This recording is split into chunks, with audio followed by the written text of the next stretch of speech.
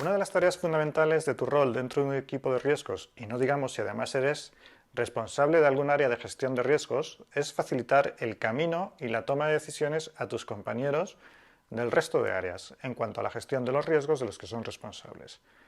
Sin duda alguna, es la manera que tienes más potente para aportarles valor a ellos, a su gestión y contribuir a los resultados de la compañía.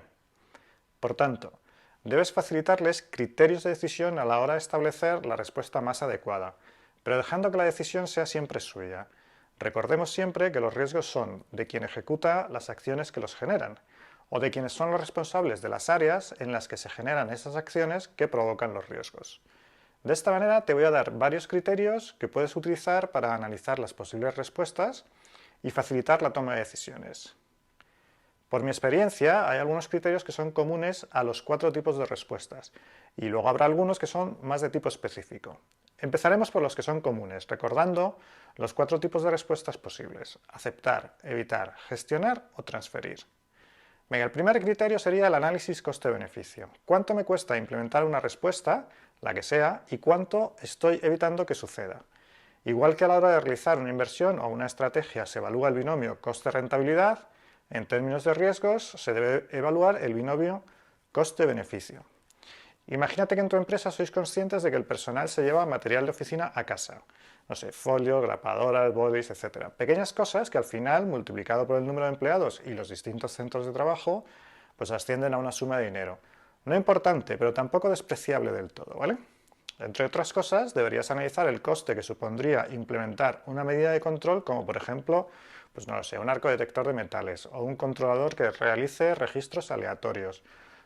Y esto, equilibrarlo con el beneficio que te supondría evitar esas sustracciones. En este caso particular, además, deberías valorar mucho el impacto en la moral de los empleados sometidos a este tipo de controles, pero bueno, ese es otro tema. Probablemente, en este ejemplo y utilizando el análisis coste-beneficio, quizás la respuesta más acertada sea aceptar el riesgo de estas pequeñas sustracciones, tampoco pasa nada. Ahora vamos otro paso más allá y piensa, por ejemplo, que el riesgo que habéis identificado es relativo a la firma electrónica para la ejecución de transferencias de pago a vuestros proveedores. Habéis identificado que el riesgo se deriva de la posibilidad de utilización fraudulenta y de falta de trazabilidad real de su uso, por lo que el impacto potencial sería muy alto. Después de un cierto análisis conjunto con el banco y con el área de IT, habéis llegado a la conclusión de que es necesario un desarrollo técnico que evite estas posibilidades, mediante el establecimiento de controles preventivos y detectivos de tipo automático. Pues bien, en este caso parece razonable pensar que la mejor respuesta sería la de gestionar el riesgo mediante el desarrollo de esas acciones. Sin duda, esta es una actividad que no podéis dejar de hacer, por lo que la respuesta a evitar no es posible. Tampoco parece una actividad en la que se pueda transferir el riesgo, ya que, aparte de la responsabilidad profesional, no parece una cobertura específica muy clara, ¿no? Ni tampoco parece que podamos aceptar el mismo, ya que el impacto podría ser muy alto. Segundo criterio, otro de los aspectos que se deben tener en cuenta a la hora de valorar una posible respuesta es, cómo no, la eficacia de esta. ¿Y de qué manera podemos valorar la eficacia de las medidas que adoptamos? Pues si recordáis de capítulos anteriores, siempre hemos hablado de que el riesgo solo lo podíamos medir de manera indirecta, a través de 2 magnitudes, la probabilidad y el impacto. Y por tanto, la eficacia de cualquier medida debemos relacionarla con estas 2 magnitudes, con la probabilidad y con el impacto. Es decir, debemos valorar la eficacia de la medida que planteemos en términos de su capacidad para reducir o evitar la probabilidad de ocurrencia del suceso de riesgo o para reducir o eliminar el posible impacto de este.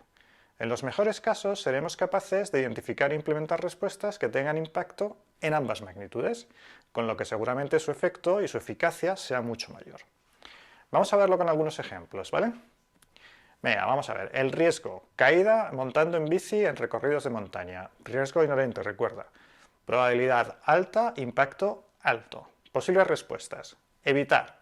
No montar en bici por la montaña. En mi caso, el análisis coste-beneficio no me merece la pena porque es una actividad en la que disfruto mucho y en la que estoy dispuesto a asumir el riesgo de la caída.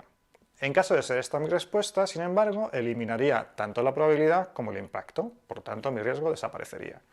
Segunda opción, transferir. En este caso, a no ser que monte otro por mí, el riesgo de caída es personal e intransferible. No se puede implementar. Tercera respuesta posible, aceptar.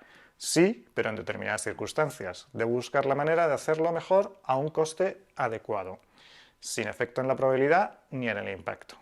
Cuarta respuesta posible, gestionar. Por un lado, reduciendo la probabilidad, salir en días de buen tiempo, elegir recorridos menos agresivos, por ejemplo, reducir la velocidad, verificar que la bici está puesta a punto. Segunda medida, mitigar el impacto, utilizar protecciones, utilizar casco integral, llevar la ropa adecuada, reducir la velocidad. ¿Bien? Vamos a ver otro ejemplo, el riesgo. Sería, en este caso, venta de un producto o servicio que no cumple con la legislación vigente. Probabilidad media, impacto alto. Posibles respuestas. Evitar, dejar de vender ese producto o servicio. En este caso se elimina la probabilidad y el impacto. Transferir.